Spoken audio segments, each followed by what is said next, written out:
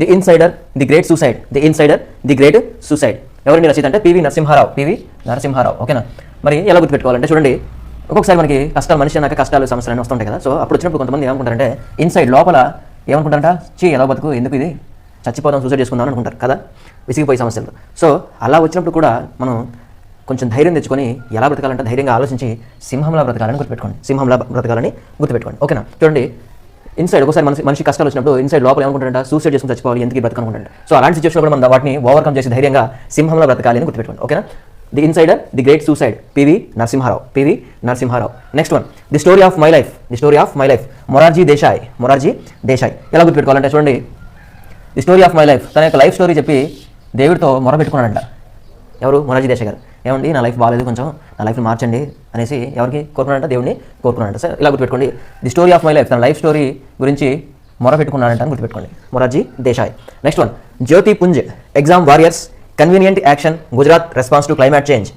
ఓకేనా. చూడండి మళ్ళీ ఒకసారి, Jyoti Punj exam warriors convenient action Gujarat response to climate change.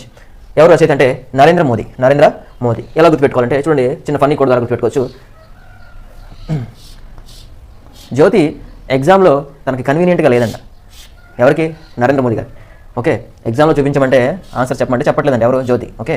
ఎగ్జామ్లో జ్యోతి కన్వీనియంట్గా లేదు, నన్ను ఇక్కడ నుంచి మార్చేయండి అని నరేంద్ర మోదీ గారు ఇన్లేటర్ రిక్వెస్ట్ చేస్తున్నారంట. ఓకే. ఇలా గుర్తుపెట్టుకోవచ్చు, Jyoti Punj exam warriors convenient action Gujarat response to climate change.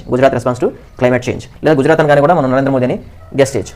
Next one, getting India back on track. ఎవరు? రతన్ టాటా. సో మరి ఎలా గుర్తుపెట్టుకోవాలి చూడండి, ట్రాక్ మీద వెళ్తున్న ట్రైన్లో ఉన్న జనాలు ఏం చేస్తారంటే, బయట ఉన్న వాళ్ళకి ఏం చెప్తారండి?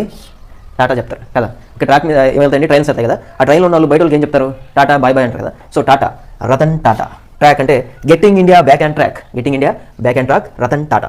Next one, the scope of happiness, the revolution of India, Vijayalakshmi Pandit. ఓకేనా. చూడండి మరి ఎలా గుర్తుపెట్టుకోవాలంటే, the scope of happiness, the revolution of India. ఇక్కడ చూడండి, మనకి విజయలక్ష్మి మనకి వరించాలంటే పెద్ద యుద్ధమే చేయాలి, రెవల్యూషనే చేయాలి కదా. ఏది మనకి చాలా ఈజీగా అనేది లభించదు కదా, దానికోసం మనం యుద్ధమే చేయాలి. సో రెవల్యూషన్ చేయాలి ఆ విజయం కోసం. అప్పుడు విజయం వరించాక మనకి ఏమొస్తుందంటే హ్యాపీనెస్ వస్తుంది. హ్యాపీనెస్ వస్తుంది కదా. సో ఇలా ఈజీ గుర్తుపెట్టుకోవచ్చు. మనకి విజయం వరించాలంటే, విజయలక్ష్మి మనకి వరించాలంటే మనం ఒక రెవల్యూషనే చేయాలి. ఆ విజయం వరించాక మనకి అప్పుడు ఏమొస్తుందంటే అప్పుడే మనకి హ్యాపీనెస్ అనేది వస్తుంది అని గుర్తుపెట్టుకోవచ్చు. ఓకేనా. The scope of happiness, the revolution of India, Vijayalakshmi Pandit.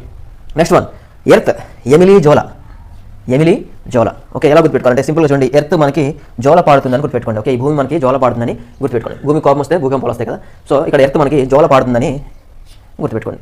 Earth Emily Zola. Earth ఏంటండి? ఎమిలీ జోలా.